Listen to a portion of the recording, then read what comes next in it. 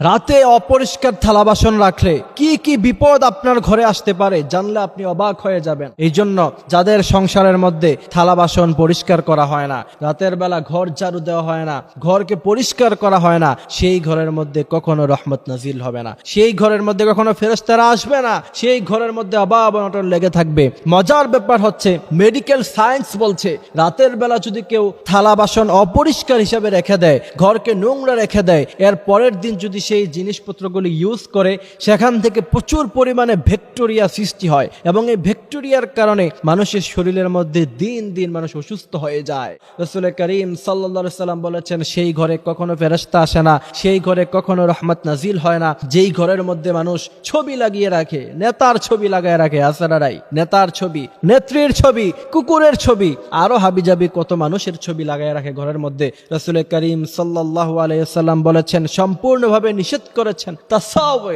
অর্থাৎ কোন জিনিসের আকৃতি ঘরের মধ্যে আটকিয়ে রাখলে সেই ঘরে কখনো ফেরেশতা আসবে না, সেই ঘরে কখনো রহমত নাজিল হবে না, সেই ঘরের মধ্যে অভাব অনটন লেগেই থাকবে। আল্লাহ সুবহানাহু ওয়া তাআলা আমাদেরকে এই কথাগুলি বোঝার তৌফিক দান করুক, আমিন।